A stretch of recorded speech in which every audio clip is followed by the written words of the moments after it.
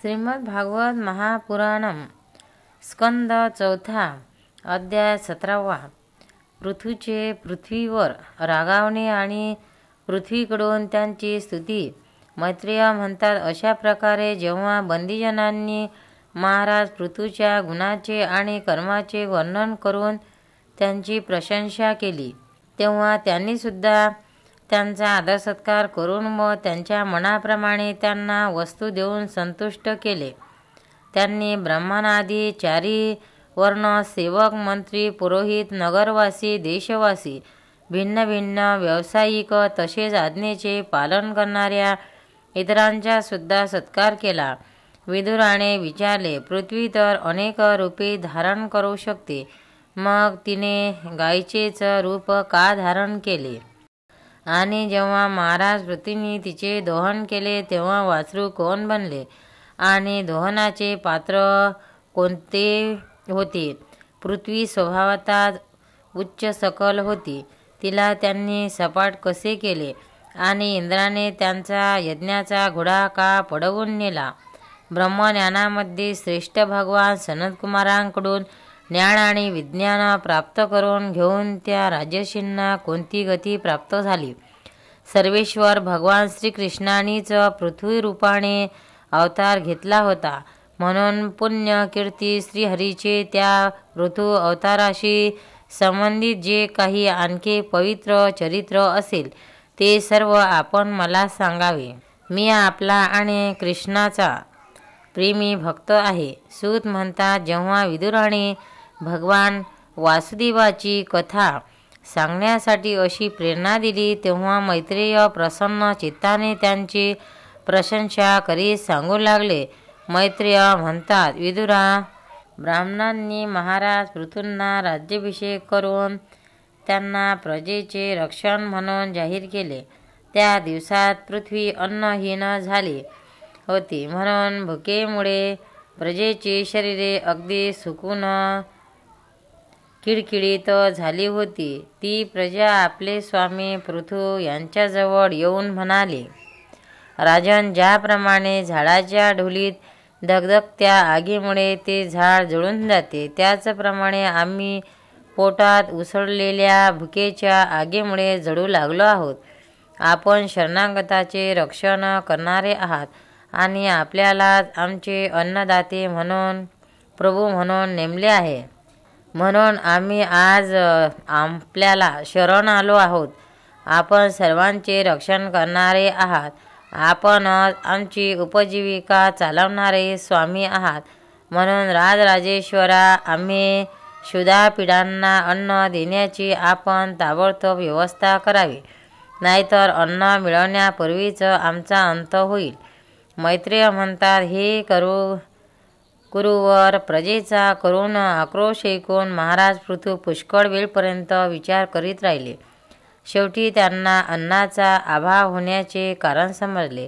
पृथ्वीने स्वतः अन्न आणि औषधी वनस्पती आपल्यात लपवून ठेवल्या आहेत असा आपल्या बुद्धीने निश्चय करून त्यांनी आपले धनुष्य उचलले आणि त्रिपुर विनाशक भगवान शंकराप्रमाणे अत्यंत क्रूर होऊन पृथ्वीला लक्ष्य करून धनुष्याला बाण जोडला. त्यांनी हातात शस्त्र घेतलेले पाहून पृथ्वीचा थरकाप झाला आणि जसे व्याधाने पाठलाग केल्यामुळे हरिण धावते, त्याचप्रमाणे ती घाबरून गायीचे रूप घेऊन पडू लागली.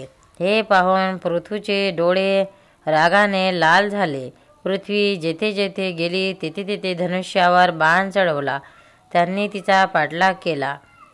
दिशा उपदिशा, स्वर्ग, पृथ्वी आणि अंतरिक्षामध्ये जेथे जेथे ती धावत जाऊ लागली तेथे तेथे महाराज पृथू शस्त्र घेऊन आपल्या मागे येत आहेत असे तिला दिसले. ज्याप्रमाणे मनुष्याला मृत्यूपासून कोणी वाचवू शकत नाही, त्याप्रमाणे तिला त्रैलोक्यात वेनपुत्र पृथूपासून वाचविणारा कोणीही भेटला नाही. तेव्हा ती अत्यंत भयभीत झाली आणि दुःखी अंतःकरणाने मागे फिरली आणि महाभाग पृथूला म्हणू लागली, धर्म जाणणाऱ्यांना शरणागत वत्सल राजन, आपण सर्व प्राण्यांचे रक्षण करण्यात तत्पर आहात आपण माझेही रक्षण करावे. मी अत्यंत दीन आणि निरपराध आहे. आपण मला मारू इच्छिता. शिवाय आपण धर्म जाणणारे आहात. मग माझ्यासारख्या स्त्रीचा वध आपण कसा करू शकाल? स्त्रींनी काही अपराध केला तरी साधारण जीवसुद्धा त्यांच्यावर हात उचलित नाहीत. असे असता आपल्यासारख्या करुणामय आणि दीनवत्सल असे कसे करील? मी एखादा बळकट नावेसारखी आहे. सर्व जग माझ्या आधारावरच स्थिर आहे. माझा विनाश करून आपण स्वतःला आणि आपल्या प्रजेला पाण्यात कसे ठेवू शकाल? ऋतू म्हणाले, पृथ्वी, तू माझ्या आज्ञेचे उल्लंघन करणारी आहेस. तू यज्ञामध्ये हवीरभाव तर घेतेस, परंतु त्याच्या बदल्यात आम्हाला अन्न देत नाहीस. म्हणून आज मी तुला मारणार. तू दररोज हिरवेगार गवत खातीस आणि आपल्या अंगणातून दूध मात्र देत नाहीस. असा दुष्टपणा करीत असल्यामुळे तुला दंड देणे हे अनुचित मानता येणार नाही. तू मूर्खपणाने पूर्वी ब्रह्मदेवाने उत्पन्न केलेल्या अन्न इत्यादींच्या बीजांना आपल्यामध्ये दडून ठेवले आहेत आणि आताही माझी पर्वा न करता ती आपल्या पोटातून बाहेर काढीत नाहीस. आता मी माझ्या बाणांनी तुला छिन्न विछिन्न करून तुझ्या चरबीने भुकेने व्याकुळ झालेल्या दुःखी प्रजांना करून आक्रोश शांत करीन. जो दुष्ट फक्त आपलेच पोषण करणारा आणि इतर प्राण्यांच्या बाबतीत निर्दय असेल, मग तो पुरुष, स्त्री किंवा नपुंसक कोणीही असो, त्याला राजाने मारणे अयोग्य नाही. तो मोठी गर्विष्ठ आणि मनोक्त आहेस. यावेळी मायेनेच ही तू गायीचे रूप धारण केले आहेस. मी बाणांनी तुझे तुकडे तुकडे करून आपल्या योगबलाने प्रजेला धारण करीन. याचप्रमाणे महाराज पृथूने काळाप्रमाणे क्रोध रूप धारण केले होते. त्याचे हे शब्द ऐकून पृथ्वीचा थरकाप झाला आणि अत्यंत नम्रतेने हात जोडून ती म्हणाली. पृथ्वी म्हणाली, आपण साक्षात परपुरुष आहात आणि आपल्या माये अनेक प्रकारची शरीरे धारण करून गुणमय असल्याचे भासविता. वास्तविक आत्मानुभवाच्या द्वारा आपण अधिभूत अध्यात्म आणि आदिदैवासंबंधी अभिमान आणि त्यातून उत्पन्न झालेला राग द्वेषादिकापासून अलिप्त आहात. मी आपणास वारंवार नमस्कार करीत आहे. आपण संपूर्ण विश्वाचे निर्मिते आहात. आपणच ही त्रिगुणात्मक सृष्टी रचली आहे आणि मला सर्व जीवांचे आश्रयस्थान बनविले आहे. आपण सर्वथा स्वतंत्र आहात. प्रभू, आपणच जर शस्त्र घेऊन मला मारण्यासाठी सज्ज झाला तर मी आणखी कोणाला शरण जाऊ? कल्पाच्या आरंभी आपणच आपल्या आश्रयाने राहणाऱ्या अनिर्वाचनीय मायेने या चराचर जगाची उत्पत्ती केली होती आणि त्या मायेच्या योगानेच आपण इचे पालन करण्यासाठी तयार झाला आहात. आपण धर्मपरायण आहात. असे असता गायीचे रूप धारण केलेल्या मला कसे मारू इच्छिता? आपण एक असूनही मायेमुळे अनेक रूप आहात. असे वाटते आपण स्वतः ब्रह्मदेवाला उत्पन्न करून त्याच्याकडून विश्वाची निर्मिती केली आहे. आपण साक्षात सर्वेश्वर आहात. जितेंद्रिय नसलेले लोक आपल्या लीला कशा जाणू शकतील? त्याची बुद्धी आपल्या न समजणाऱ्या मायेने मूढ झाली आहे. आपणच पंचमहाभूते इंद्रिये त्याची अडीदाष्टे देवता, बुद्धी आणि अहंकार रूप आपल्या शक्तीच्या द्वारा क्रमेशः जगाची उत्पत्ती, स्थिती आणि संहार करीत आहात. वेगवेगळ्या कार्यासाठी वेळोवेळी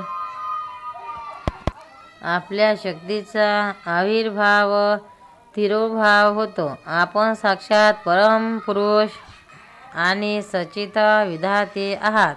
आपणच माझ्या नमस्कार असो. हे अजन्मा प्रभो, आपणच रचलेले पंचभूते, इंद्रिये आणि अंतःकरण रूप जग ठेवण्यासाठी आदिवतार रूप होऊन मला रसातळातून पाण्याच्या बाहेर काढले होते अशा प्रकारे एक वेळ माझा उद्धार करून आपण धराधर हे नाव मिळविले होते. आज तेच आपण वीरमूर्ती पाण्यावर नावेप्रमाणे स्थिर राहून माझ्याच आश्रयाने राहणाऱ्या प्रजेचे रक्षण करण्यासाठी तीक्ष्ण धार असलेले बाण घेऊन दूध न देणाऱ्या माझ्या अपराधीसाठी मला मारू इच्छिता. या त्रिगुणात्मक सृष्टीची रचना करणाऱ्यांना आपल्या मायेने माझ्यासारख्या साधारण जीवाचे तीन चित्त भ्रमित होते. असे लोक आपल्या भक्तीच्या लीलाचा सुद्धा आश्रय समजू शकत नाही, तर मग आपल्या एखाद्या क्रियेचा उद्देश समजविला नाही तर त्यात आश्रय असले. अशा आपल्या जितेंद्रिय भक्तीच्या यशाचा विस्तार करणाऱ्या आपल्या भक्तांना नमस्कार असो. अध्याय 17 समाप्त. गोपाल कृष्ण भगवान. भक्तांना व्हिडिओ आवडल्यास व्हिडिओला लाईक करा, शेअर करा, सबस्क्राईब करा. तसेच बाजूला असलेल्या बेलवर क्लिक करा, म्हणजे याच्यापुढील सर्व व्हिडिओ तुम्हाला सर्वात आधी मिळत जातील. जय श्री कृष्ण.